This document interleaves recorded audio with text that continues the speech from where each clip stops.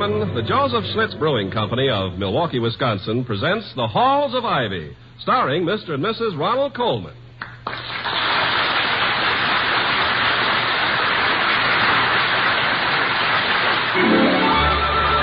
I was curious. I tasted it. Now I know why Schlitz is the beer that made Milwaukee famous. If you like good beer, you'll find it pays to be curious and learn about Schlitz for yourself. Now, The Halls of Ivy.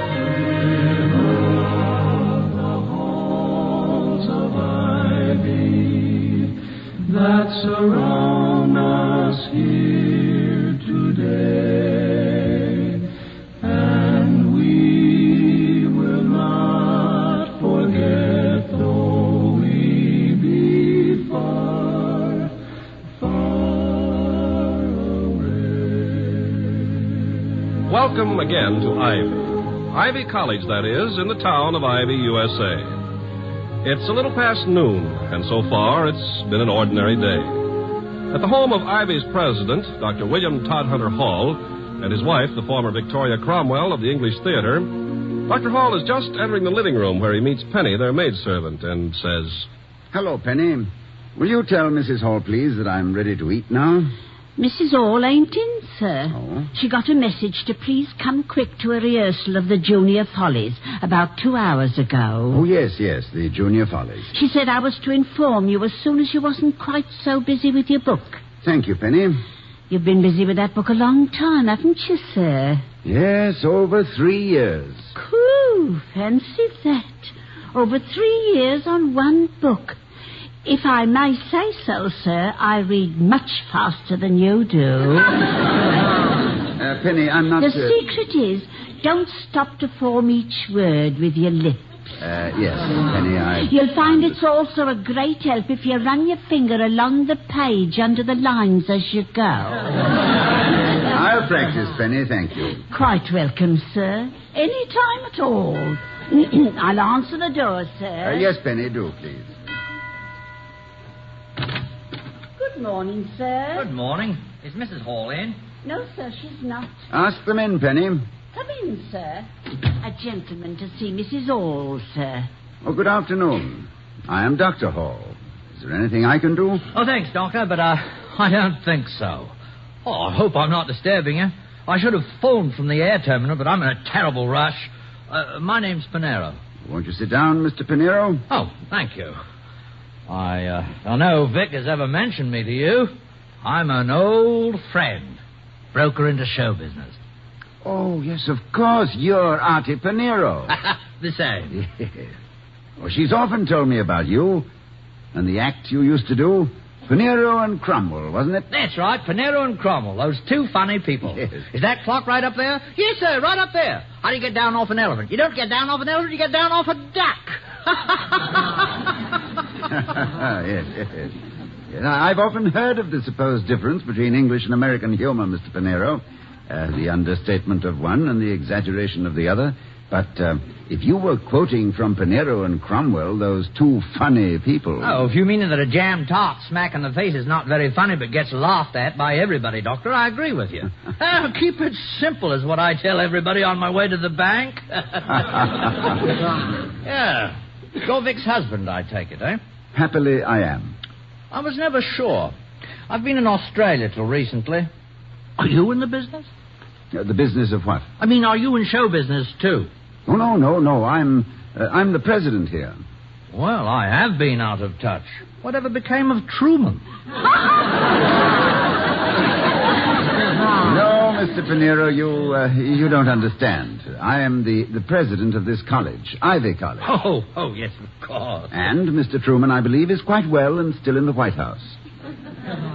His lease is good through most of 1952. Well, it's not for me to criticize your customs. How's Vicky? You know, it's been a dog's age since I last saw her. Prettiest kid I ever knew, and the nicest, and the most talented. How is she? Oh, I think she's better than ever, Mr. Panero. Although I must admit to a slight prejudice in her favor. And that great sense of timing for a comedy line. Her timing is, as always, admirable. And is she still, Oh, I know I'm being inquisitive, but I've got a good reason for asking. Is she still, has she got, does she bulge? Only where bulging is, shall we say, architecturally desirable. But there again, I am prejudiced, Mr. Panero. May I ask the reason for this research? Well, you see, I have something most important to talk over with her. I rather imagine it might be important to me, too, Mr. Panero. Oh, of course it would, but I don't know if you'd understand it the way Vicky would. Well, why not try me? Well, you see, Doctor, once you've been mixed up in our business, you're never quite satisfied with anything else. You're never quite as happy as when you had grease paint on your face and were complaining about your lines. Yeah, do you think that applies to everyone? Oh, yes, I do, everyone. You feel, then, that Victoria might be unhappy here at Ivy? Oh, now, wait a minute, Doctor. I didn't say she was unhappy. It's just that she can't help missing the theater, any more than you can help missing this library full of books. I'm not at all sure that I agree with you, but I do understand your point. Every profession has a magnetism for its most competent practitioners, which is almost irresistible. But why this sudden concern for Victoria's happiness? Oh, forgive me, Doctor, but I talk better when I walk around. Well, this is why. I need her. I need her badly. Well, in the question of need, Mr. Panero, no one needs her as badly as I do, with, if you'll pardon me, a certain priority. I know. But this is show business. Now, I produced a musical revue down in Australia in 1946 that's still running to packed houses. I wonder if the quiet of the campus has been deadly for her. My show is called Sydney's Harbour. It was such a hit down there that I brought a company to England last year, and it's still running there. I wonder if all the happiness she's given me has left her with none of her own. Now, my point is, Doctor, next month I'm opening Sydney's Harbour in New York. Have I been an idiot? So content with my own lot that I... And I would like Vicky to play the lead. Well, did you hear me, Dr. Hall? Huh? I would like Vicky to play the lead. The lead, yes, of course. The lead, naturally. Mr. Panero. Yes? Would you mind giving me a few hours on this? I'd like to think about it quite seriously, and then may I phone you? I know that Victoria will be most anxious to see you. Why, certainly, only I don't have too long. Oh, could I drop around again about, say, 6? 6, Mr. Panero. And, thank you. Thank me? Whatever for, Dr. Hall? For reminding me of something I had forgotten.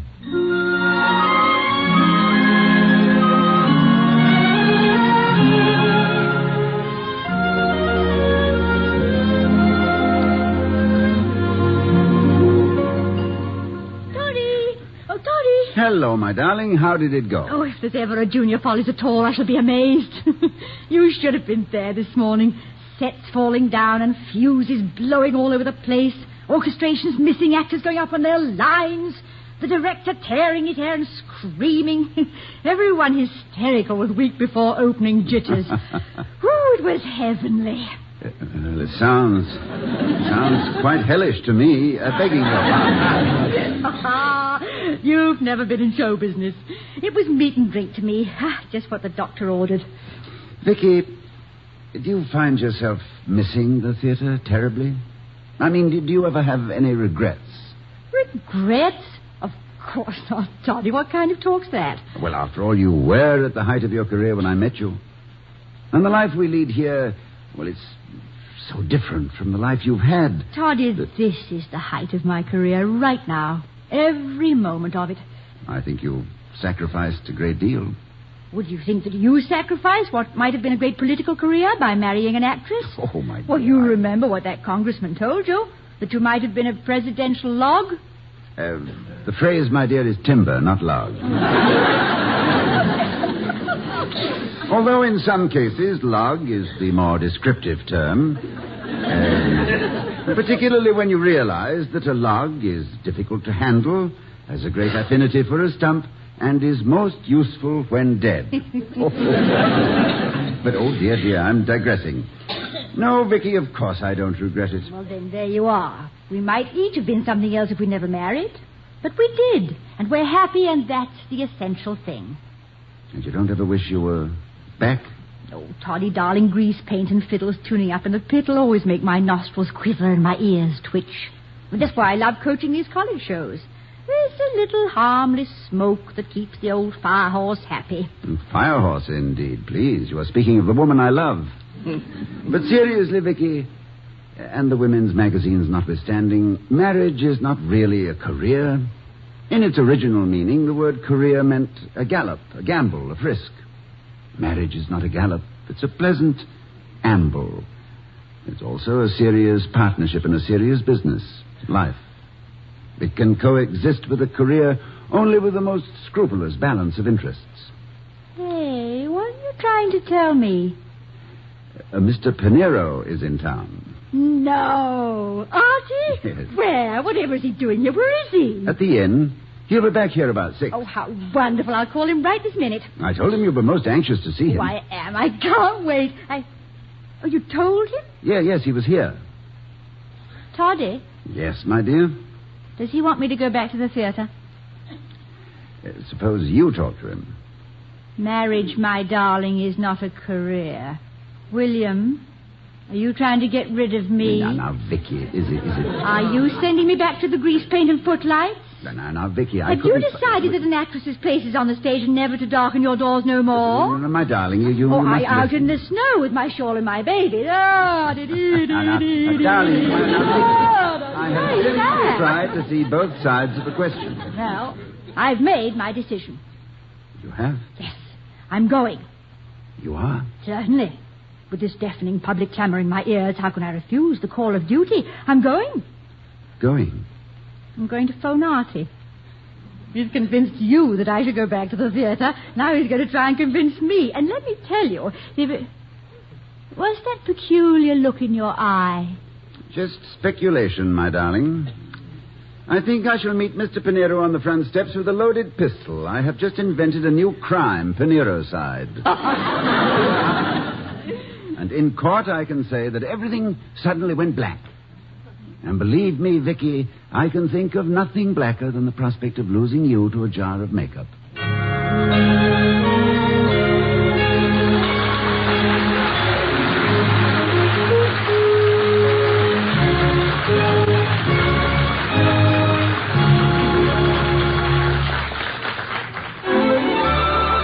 I was curious. I tasted it. Now I know why Schlitz is the beer that made Milwaukee famous. An experience like that usually has a story behind it. So before we return to the halls of Ivy, let's hear the story of a new house, the couple who moved into it, and a tour of inspection by their next-door neighbor that stopped almost before it started. I'm the next-door neighbor, a fact for which I'm deeply grateful since it led to my first taste of Schlitz beer. But to begin at the beginning, my neighbors had just finished getting their new home in order and wanted me to come over and give the place my approval. I went in through the back door and was led into the stainless steel splendor of a modern kitchen.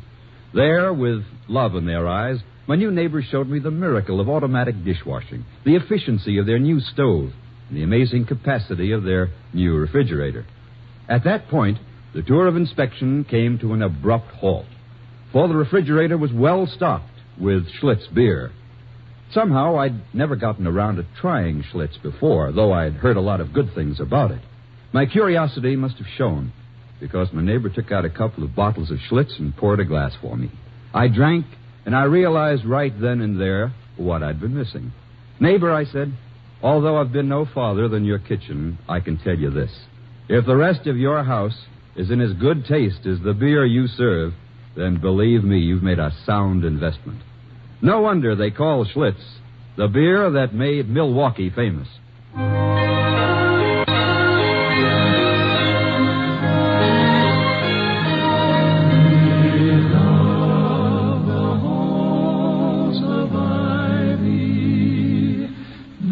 Surround us here today.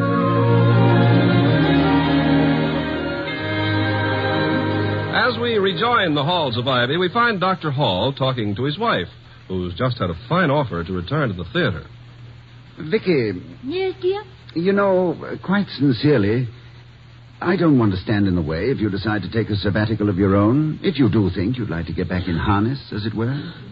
I know how one can become infatuated with one's own profession, even mine, prosaic as it may seem in comparison to footlights and first nights. There are times when I positively thrill to the smell of old books.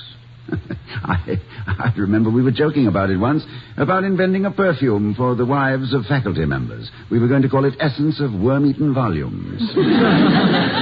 You might even call it Eau de Voltaire. Oh, very good, very good. But as for your absence for a few weeks disrupting my life, well, I shall miss you, of course, but I can manage. Oh, you can. Well, I mean, after all, I'm not a stereotyped absent-minded professor. No, I know. You're probably the most present-minded professor there is. Well, thank you, my dear. So... Toddy, now look. I had a wonderful life in the theater, but I have a wonderful life with you here. And I never want anything to change that. Oh, nothing ever will, Victoria, as far as I'm concerned. I can only repeat a phrase Mark Twain placed in the mouth of Adam about Eve. Wherever she is, there is Eden. Excuse me, sir. A young lady's calling. Miss Keating. Keating? Oh, it's Sally Keating. Sure in, Penny. Yes, Mum. Sally Keating, that's a familiar name. Yes, she's the lead in the Junior Follies. Oh, I don't know yes. exactly what... Well, come on in, Sally.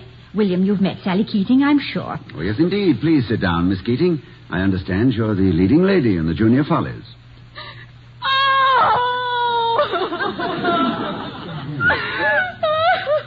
Good heavens, what did I say? Sally? Now, Sally, what is it? Sally? Now, tell me. He threw me out of the show. Squippy threw me out of the show. Oh, no. Squiffy? It's Dick Lester, class of 51. He's the director. Give her your handkerchief, William. Now, stop it, Sally. Tell me what happened.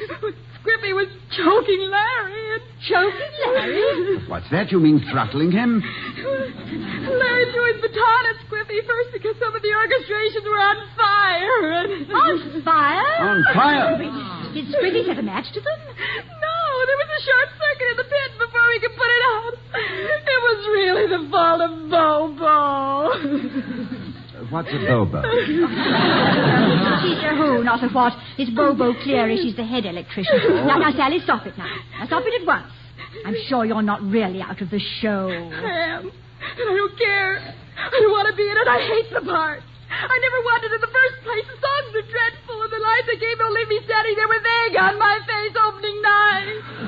And I wouldn't appear in a production with any of them for all the money in the world. I hate them.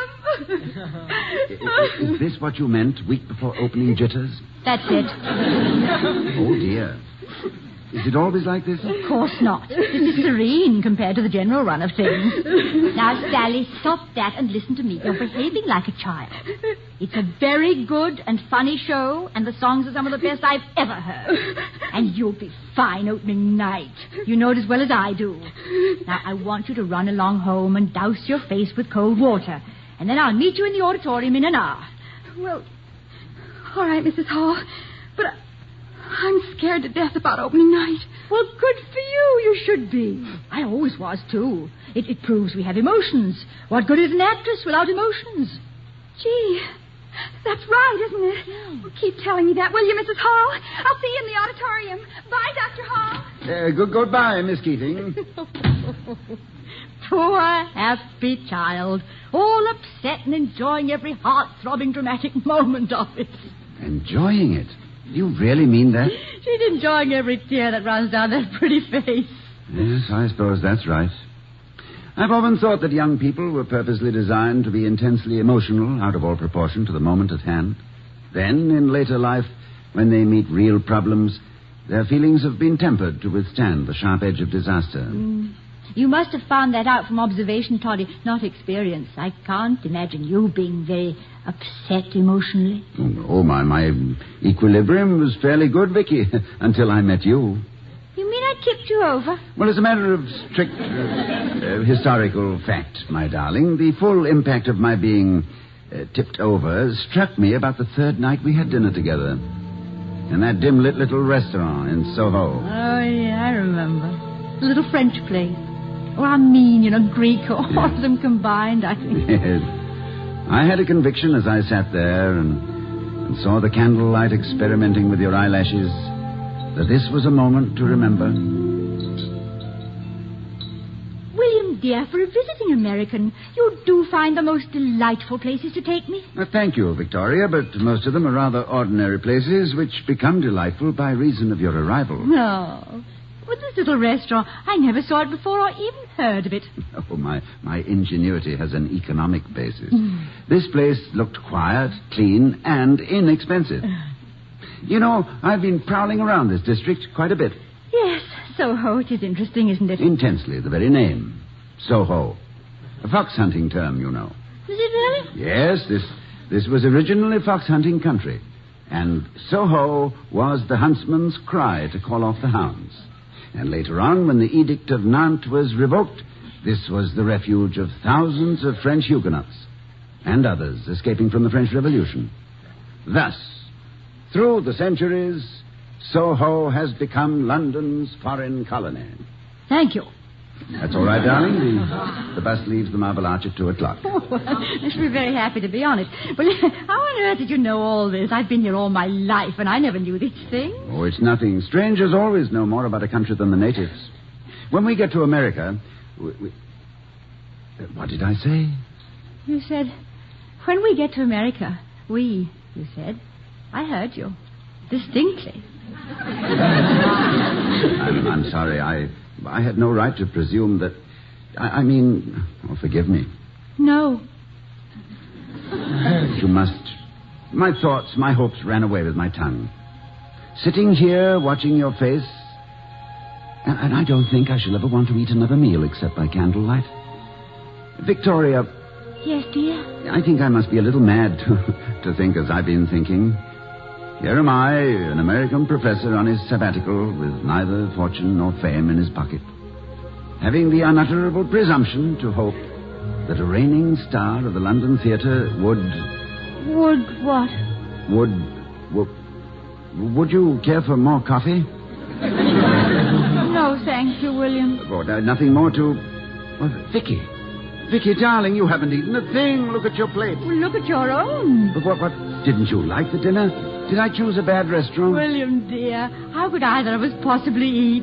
You've been holding my hand ever since we sat down. I have? Oh, good heavens. Oh, Victoria, I am sorry. No, I'm not. I'm going to do it again on every possible occasion. Do what, sir? Hold your hand like this. Well, thank you, sir. Very kind of you, sir. But don't you think that... William, it's Penny. You're holding Penny's hand. Of course I am. William and Penny, the two happiest people in the... William and Penny! What am I... Penny, let go my hand. Yes, sir. Gladly, sir. You're pinching me ring into my fingers, sir. I beg your pardon. I thought I was... What was it you wanted, Penny? Mr. Panero is here. Panero? Oh, yes. Show him in, Penny. Yes, sir. Right away, sir. Off again on one of your little excursions, Toddy? Yes, I guess I was. Was I with you this time? Oh, you're always with me, my darling. My excursions, as you call them, always call for 2 tickets, and I always... Mr. Panero, sir. Artie! Vicky, my duck. Won't you sit down, Mr. Panero? What's wrong with those 2 funny people? I'm so glad to see you I could cry. Try this chair over here, Mr. Panero. Oh, thank you, Doctor. Well, you're looking great, Vicky. Oh. Well, you haven't changed a hair, so help me. Oh, what you do to them in Sydney's harbour is nobody's business. I've told her part of your plan. You're absolutely made for the part, Vic. Why, you'll be the toast of the town. Yes, Artie, my husband told me what you said about putting your show on in New York. I wasn't able to paint quite such a colourful picture as he did. That's very simple. I need you, pet. Thought it all over a million times, and you're the one, the absolute one. It seems, Vicky, that you are the one wherever you go. Now, name your own terms. Why, this will be the biggest thing to ever hit Broadway. Now, what about it, Vicky? I'm afraid, Artie, it's too late. It sounds absolutely lovely, but I'm just too happy here. Dr. Hall, I appeal to you. You have the understanding of a professional. Oh, you know how I feel about this, Victoria. I'll miss you terribly. But if you feel the slightest desire to go back... William. What, my dear? Nothing on this earth could persuade me to leave you. You see, Artie... No. Don't go on, Vicky. I know the answer. The way you two look at each other tells me more than words. Well, It was worth trying. Oh, yes, Mr. Panero, well worth it. Broadway's losses, Ivy's good fortune, and mine.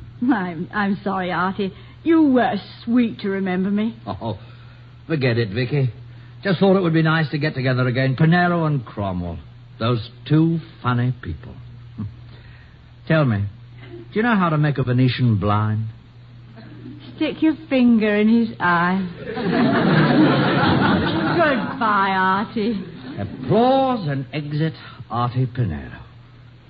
God bless Vicky. And good luck to you, Doctor. Thank you, Artie. And my sincere sympathy. You see, I too know what it means to have a top actress under exclusive contract and a solid hit, with the prospect of a long, long run. Goodbye, Mr. Panero. Goodbye. Bye.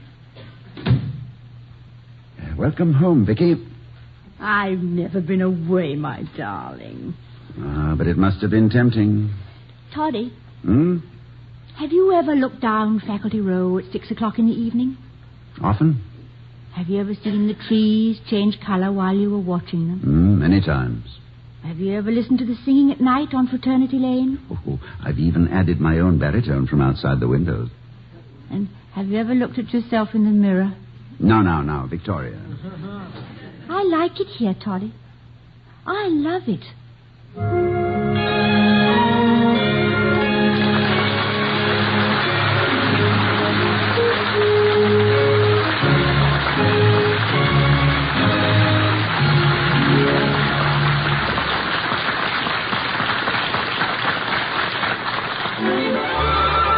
I was curious.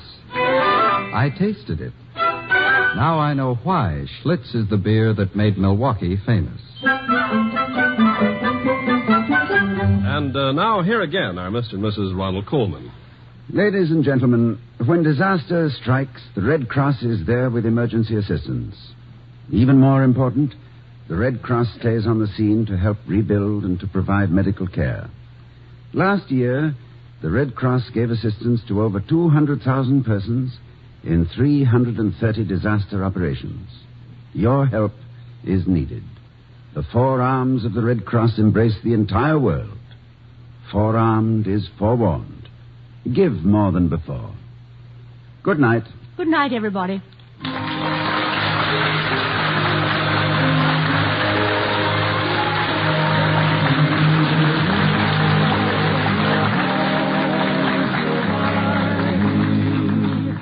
That surround us here today, and we will not forget, though we be far, far away.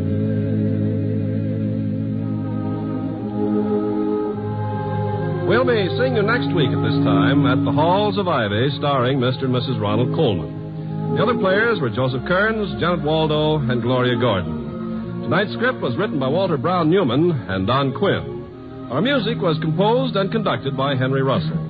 The Halls of Ivy was created by Don Quinn, directed by Nat Wolf, and presented by the Joseph Schlitz Brewing Company of Milwaukee, Wisconsin. Ken Carpenter speaking.